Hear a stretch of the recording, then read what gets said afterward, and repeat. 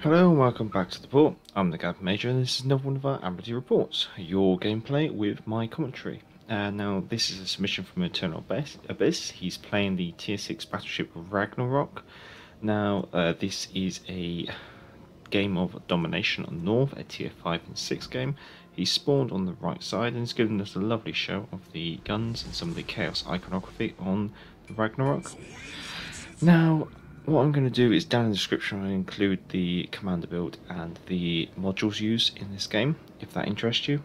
So he spawned on the right and he's heading over towards the Alpha objective.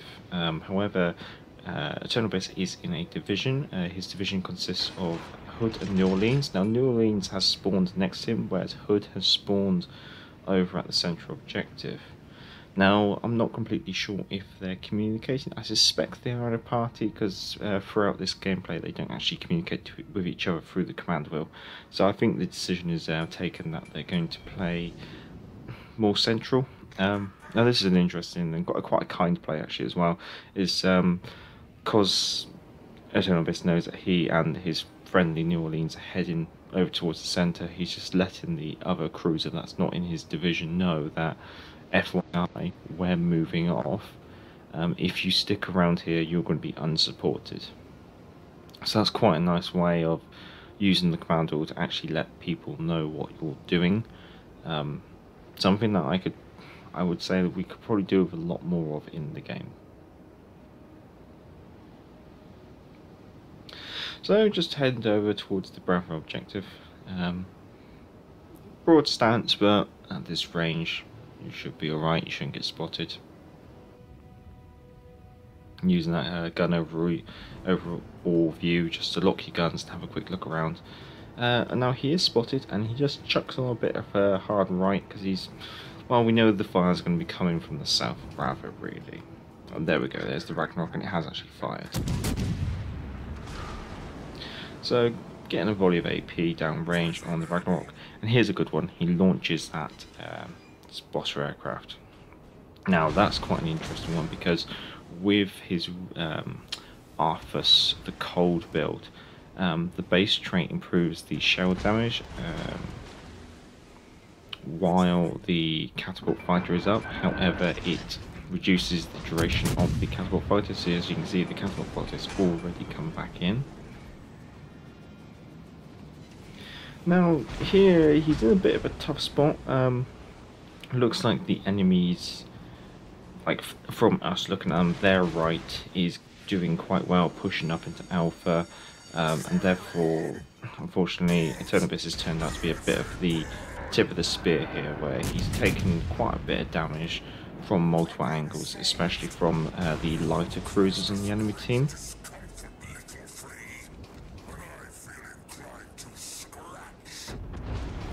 And we also have the Arthas the Cold voice lines coming through as well. They're quite amusing at times.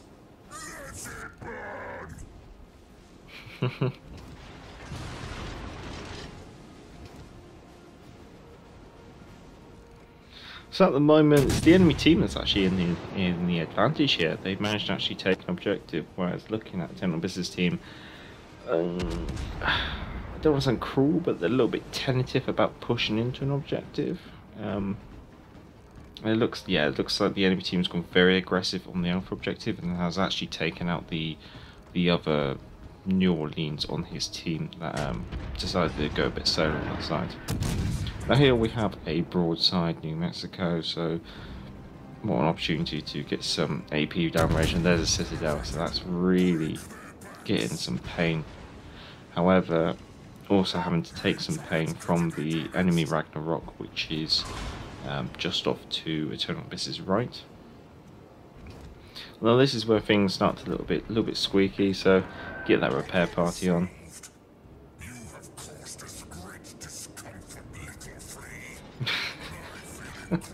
Some of these voice lines. Now this is an interesting shot. It's something I probably wouldn't have done because I would have thought some of it would hit, well, I would have thought most of it would have hit the cliff, but he managed to actually get a couple of shells past the cliff and into the side of the Ragnarok. Now, amusingly, for only 15 hits on targets, we're already up to 53,000 damage. So this is already turning out to be quite a high damage game already, and we're only about 5 minutes in. New Mexico is still sailing broadside on. One Citadel just obviously didn't seem to make him wake up. Very brave maneuver, I don't understand it. However, the enemy New Mexico is down to, what, 7,000 health? Ticking down as well. You've got to remember that each one of those bars is 5,000 health. It's only got 5,000 health now. And here comes another volley of arm piercing, and there we go, the first kill of the game.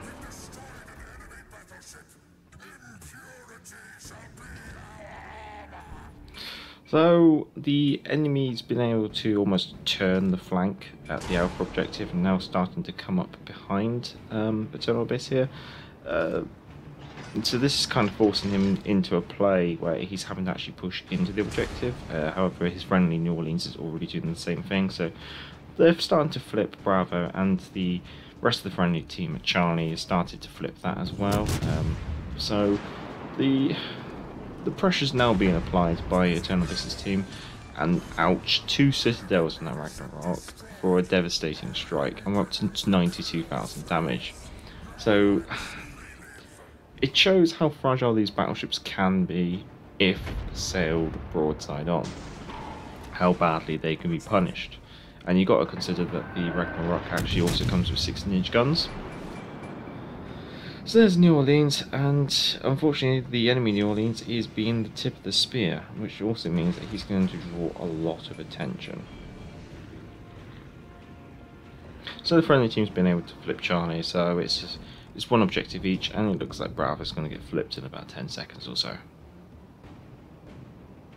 However, due to the very tall superstructure on the Ragnarok, he is still spotted over that low-lying part of the island. Oh, third kill of the game, another Citadel. Too many people sailing broadside on this game.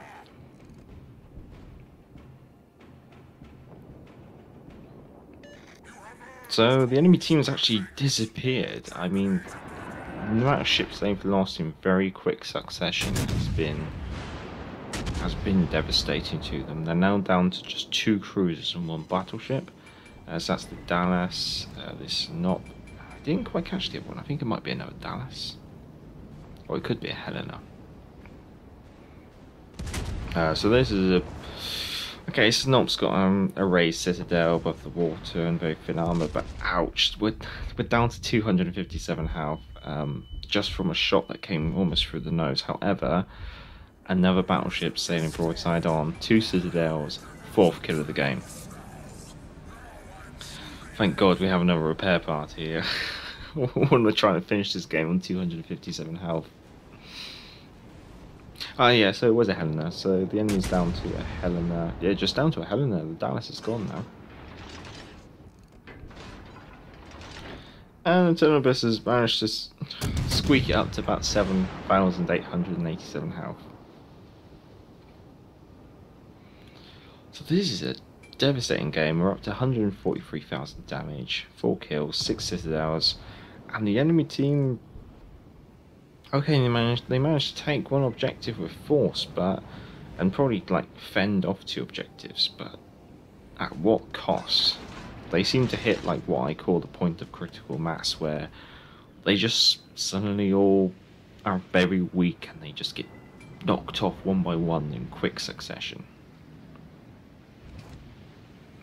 So now it's just a simple matter of finishing off the Helena on the other team before, well, I think either way, I think you got this in the bag. It's just almost going to be who gets the kill on the Helena, really.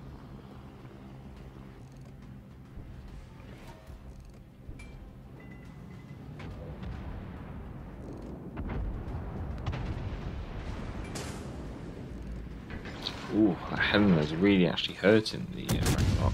But here we go, up goes the spotter aircraft with improved damage. Here come the shells. And there you go, 5th kill and a Kraken.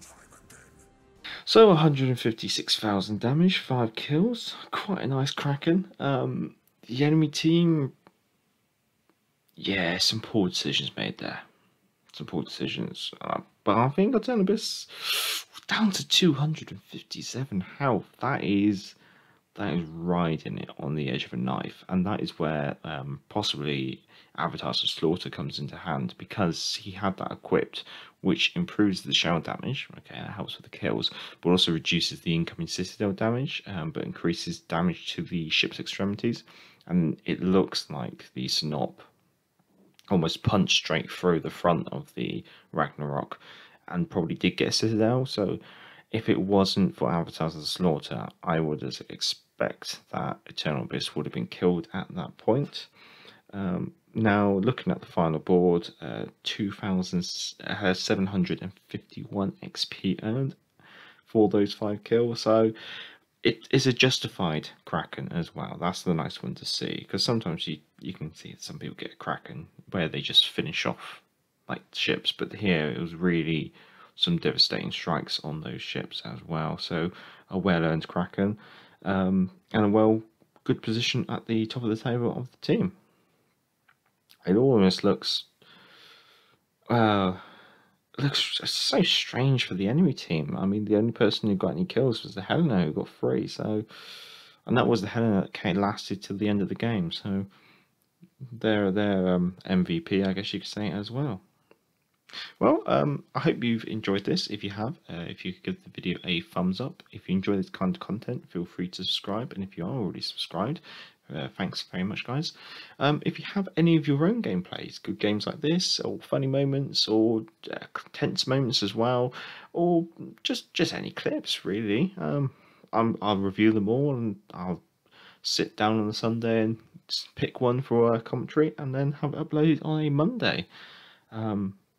As I mentioned at the start of the video, the command build and the ship modules used by Eternal Abyss is down in the description. I've been the Gallifrey Major, and back to the port.